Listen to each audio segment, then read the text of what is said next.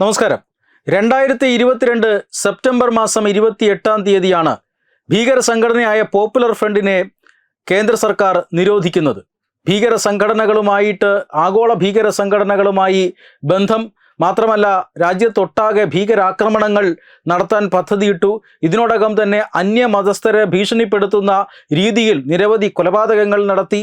മാത്രമല്ല, ആഗോള ഭീകര സംഘടനകൾക്ക് വേണ്ടി കേരളത്തിൽ നിന്നടക്കം ഇന്ത്യയിൽ നിന്നും വിവിധ സംസ്ഥാനങ്ങളിൽ നിന്നും ഭീകരവാദ റിക്രൂട്ട്മെൻറ്റ് നടത്തി, ഭീകരവാദ പ്രവർത്തനങ്ങൾക്കായി പണപ്പിരിവ് നടത്തി, ഫണ്ട് റൈസിംഗ് നടത്തി എന്നതടക്കമുള്ള കുറ്റകൃത്യങ്ങൾ സംശയാതീതമായി തെളിഞ്ഞതിൻ്റെ പശ്ചാത്തലത്തിലാണ് പോപ്പുലർ ഫ്രണ്ടിനെ കേന്ദ്ര സർക്കാർ നിരോധിക്കുന്നത്. ഈ നിരോധനത്തിന് തൊട്ട് മുമ്പ് രാജ്യവ്യാപകമായി തന്നെ റെയ്ഡ് നടന്നിരുന്നു. ആ റെയ്ഡിലടക്കം നിരവധി തെളിവുകൾ കേന്ദ്രത്തിന് ലഭിച്ചിരുന്നു. അതിൻ്റെ അടിസ്ഥാനത്തിലാണ് 2 ദിവസത്തിനകം നിരോധനം ഉണ്ടായതും. ഇപ്പോഴും പോപ്പുലർ ഫ്രണ്ട് നിരോധിത ഭീകര സംഘടനയാണ്. പോപ്പുലർ ഫ്രണ്ടിൻ്റെ അനുബന്ധ സംഘടനകൾ 10ഓളം വരുന്ന അനുബന്ധ സംഘടനകൾ നിരോധിക്കപ്പെട്ടിരുന്നു. എന്നാൽ പോപ്പുലർ ഫ്രണ്ടിൻ്റെ SDPI എന്ന രാഷ്ട്രീയ വിഭാഗത്തിന് ഇപ്പോഴും നിരോധനം ബാധകമായിട്ടില്ലാത്ത സാഹചര്യവുമുണ്ട്.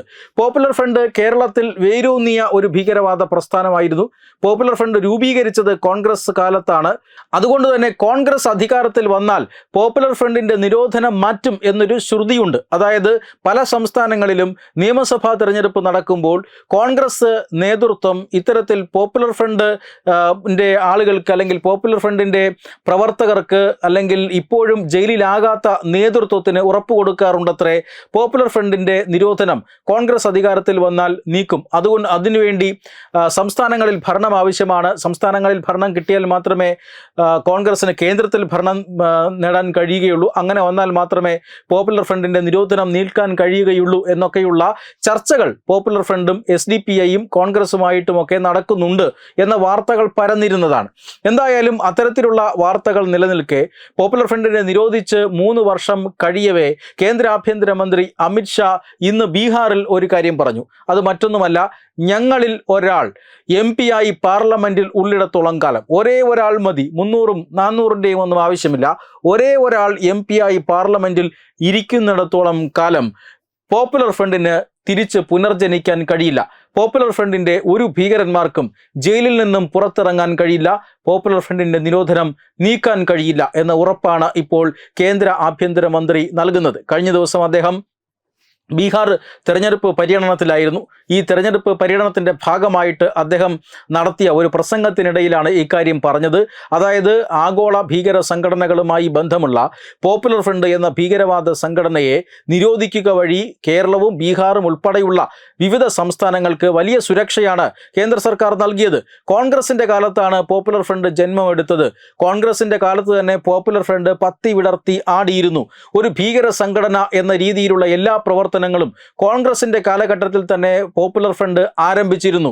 പോപ്പുലർ ഫ്രണ്ടിനെ കുറിച്ചുള്ള നിർണായകമായ വിവരങ്ങളെല്ലാം കോൺഗ്രസ് സർക്കാരുകൾക്കും അറിയാമായിരുന്നു. പക്ഷേ അവർക്ക് ഈ പോപ്പുലർ ഫ്രണ്ടിനെ നിരോധിക്കാൻ ഭയമായിരുന്നു. കാരണം കോൺഗ്രസിന്റെ വോട്ട് ബാങ്ക് ആയിരുന്നു പല സംസ്ഥാനങ്ങളിലും പോപ്പുലർ ഫ്രണ്ട്. അതുകൊണ്ട് തന്നെ പോപ്പുലർ ഫ്രണ്ട് എന്ന ഇസ്ലാമിക തീവ്രവാദ സംഘടനയെ നിരോധിക്കാൻ കോൺഗ്രസിന് ഭയമായിരുന്നു. എന്നാൽ നരേന്ദ്രമോദി സർക്കാരിന് അത് ചെയ്യാൻ ഒരൊറ്റ രാത്രി മാത്രമേ വേണ്ടിയിരുന്നുള്ളൂ. മാത്രമല്ല, രാജ്യത്ത് 100 കണക്കിന് പോപ്പുലർ ഫ്രണ്ട് കേന്ദ്രങ്ങളിലാണ് റെയ്ഡ് നടത്തിയത്. മാത്രമല്ല, പോപ്പുലർ ഫ്രണ്ടിൻ്റെ മുൻനിര നേതൃത്വത്തെ ഒന്നാകെ പിടിച്ച് ജയിലിൽ അടയ്ക്കുകയും ചെയ്തു.